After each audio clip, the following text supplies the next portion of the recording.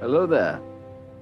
Le canon de Star Wars a révélé davantage sur les fantômes de la Force tout en conservant un sentiment de mystère. Toutefois, on peut rassembler pas mal d'informations. Dans cette idée, voici les fantômes de Force expliqués, et c'est juste après ça.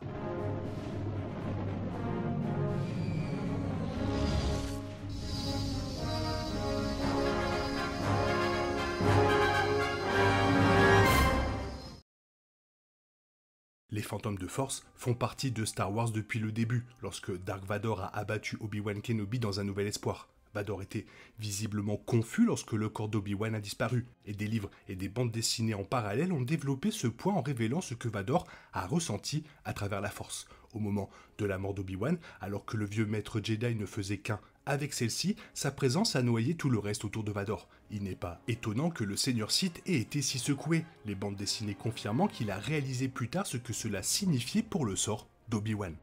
Les fantômes de Force font désormais partie de l'histoire de la franchise, développée dans les films, de nombreux liens canons et même la série Obi-Wan Kenobi. Certains des plus grands Jedi sont revenus sous cette forme, Qui-Gon Jinn, Yoda, Anakin Skywalker, Luke Skywalker et Leia Organa. Les fantômes de Force ont maintenu l'ordre Jedi après que Luke se soit exilé à Ahch-To, Leia recevant la sagesse d'Obi-Wan, une sagesse qu'elle appréciait sans doute d'autant plus compte tenu de son passé avec le maître Jedi. Le fantôme de Force de Yoda est apparu à Luke vers la fin de sa vie, offrant des enseignements typiquement énigmatiques et prouvant enfin que les fantômes de Force peuvent manipuler le monde physique. Star Wars a fait allusion au monde souterrain de la Force, une vie après la mort dans laquelle les êtres conservent leur conscience. L'ancienne planète Sith, Exegol, était une vergence de force où la frontière entre la vie et le monde souterrain était mince, expliquant pourquoi Palpatine pouvait être ressuscité et Rey pouvait recevoir le soutien des voix des Jedi morts depuis très longtemps. Ceux qui mouraient et passaient dans ce monde souterrain de la Force ne pouvaient généralement pas affecter le monde matériel. Cependant, certains individus peuvent s'entraîner au cours de leur vie pour devenir des fantômes de Force, conservant ainsi la capacité d'influencer la galaxie même après leur mort. La nature précise de cette formation reste un mystère. Ce qui a été confirmé, c'est que le cœur doit être pur pour qu'un Jedi devienne un fantôme de Force. Un livre sur la revanche des Sith comprend une longue scène dans laquelle le fantôme de Qui-Gon Jinn parle à Yoda, écrite après consultation de George Lucas. Selon Qui-Gon, ce pouvoir vient uniquement par la libération de soi, pas par l'exaltation de soi. Il vient par compassion, pas par avidité. L'amour est la réponse aux ténèbres. Qui-Gon Jinn était un non-conformiste parmi les Jedi, n'ayant pas l'arrogance de croire que son ordre comprenait tous les mystères de la Force. Il était prêt à aller dans d'autres cultes de la Force pour apprendre et, comme le révèle la guerre des clones, s'asseoir au pied des prêtresses de la Force. Ces êtres étaient liés à la nature métaphysique de celle-ci, représentant le lien entre la force vivante des êtres mortels et la force cosmique de l'univers. Les prêtresses de la Force ont enseigné à Qui-Gon comment devenir le premier fantôme de Force des temps modernes, bien qu'il soit possible que les Jedi du passé connaissaient des techniques mais se soient perdus au fil des millénaires, peut-être à cause du schisme Jedi-Sith. À la fin de la guerre des clones, il avait appris à se manifester physiquement à certaines vergences de la Force, et grâce à l'épisode 6 d'Obi-Wan Kenobi, il avait maîtrisé la capacité d'apparaître après la mort. Il semble qu'un Jedi doive être pleinement engagé du côté lumineux pour percevoir un fantôme de Force. Cela expliquerait pourquoi Obi-Wan n'a pas pu parler à Qui-Gon sous cette forme pendant la première décennie de son exil auto-imposé sur Tatooine. Ses émotions étaient beaucoup trop vives. Il était rempli de regrets et il avait perdu confiance en la Force. Ce n'est que lorsqu'il a réappris à faire confiance à la Force qu'il a vaincu Dark Vador et, par la suite, a revu son ancien maître. Il existe également un parallèle entre l'engagement croissant de Luke envers le côté lumineux de la Force et ses interactions avec les fantômes de Force. Ce n'est qu'après le retour du Jedi, où il a refusé de tomber du côté obscur et a plutôt racheté son père avec son amour, qu'il a pu voir 3 fantômes de Force à ses côtés. Cela rend la capacité de Rey à détecter les fantômes de Force dans l'ascension de Skywalker particulièrement intéressante. Elle était encore divisée, tiraillée entre la lumière et l'obscurité, et ce n'est qu'à la fin du film, après s'être pleinement engagée dans la lumière, qu'elle a vu Luke et Leia. Il existe cependant quelques exceptions à ce principe, ce qui suggère qu'un fantôme de Force peut se manifester devant ceux qui ne sont pas dévoués à la lumière. Le livre d'anthologie Star Wars Histoire des Jedi et Sith présente une nouvelle dans laquelle, immédiatement après sa mort, le fantôme de Force de Yoda s'est manifesté en présence de Palpatine lui-même. Il s'agit essentiellement d'une revanche entre Yoda et Palpatine, bien que philosophique plutôt que d'un simple duel, Yoda démontrant qu'il a réalisé ce que les Sith ne peuvent pas. Une autre histoire de l'anthologie suggère que Qui-Gon Jinn est apparu à Dark Maul dans l'espoir de le racheter.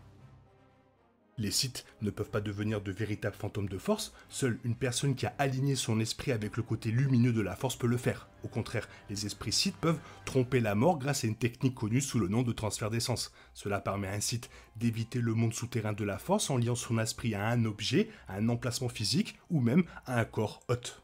Luke Skywalker a rencontré certains de ces esprits Sith dans le roman Shadow of the Sith, et ils étaient tout aussi contre nature que Palpatine le prétendrait plus tard, s'enregistrant comme une absence dans la Force plutôt que comme une présence dans celle-ci. Palpatine a appris qu'il ne pouvait posséder que le corps réel d'une personne que s'il était sous l'influence du côté obscur au moment de sa mort.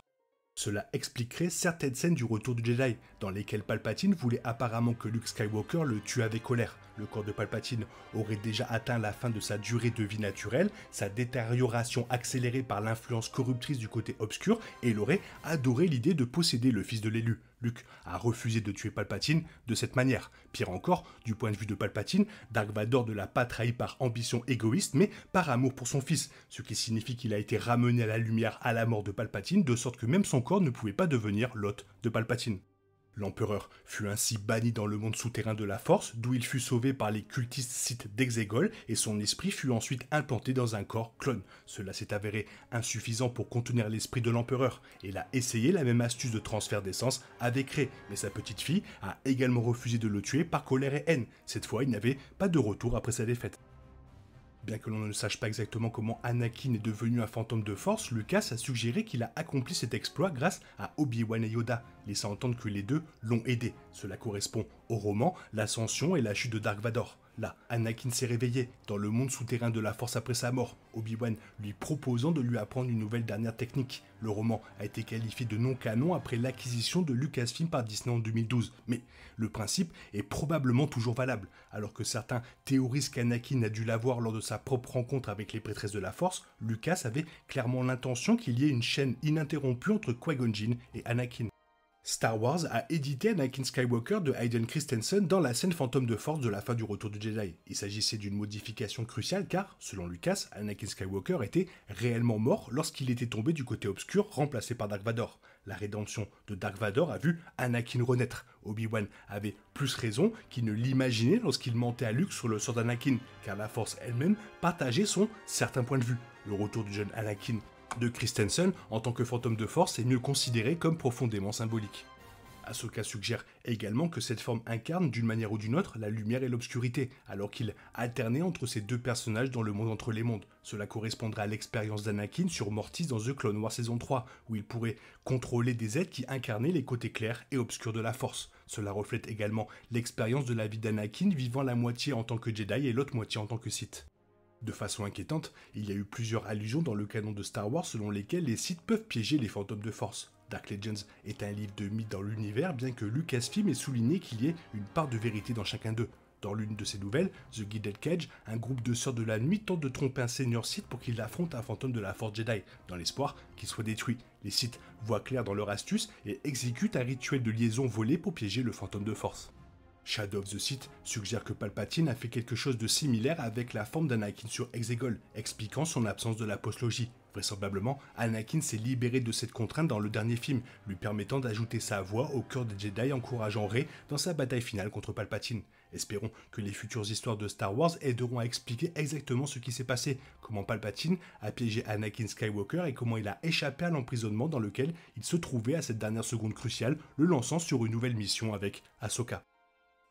Le roman trône Ascendancy, Greater Good offre une allusion alléchante selon laquelle les fantômes de force sont cruciaux pour l'équilibre de la force. Se déroulant avant l'exil du grand amiral Thrawn dans l'Empire, il raconte une histoire dans laquelle les Chiss rencontrent une race mystérieuse de sensibles à la force qui possède la capacité de devenir des fantômes de force. Leur monde a terriblement souffert de la guerre et leur chef, les Magis, pense qu'elle peut mieux aider à rétablir l'équilibre en amenant son peuple à se suicider pour ne faire qu'un avec la force, ou comme ils appellent l'au-delà.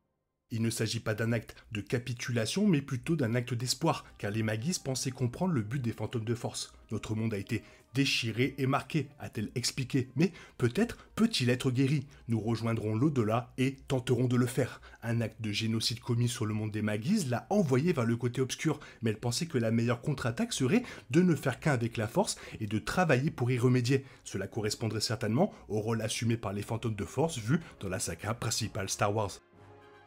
Voilà, ça faisait quand même pas mal de choses. Toi, qu'est-ce que tu en penses? Fais-moi part de ton avis dans la zone commentaire. Sinon, il est temps pour toi de reprendre le cours normal de ta vie. On se retrouve bientôt pour une nouvelle vidéo. Bisous bisous, bye bye.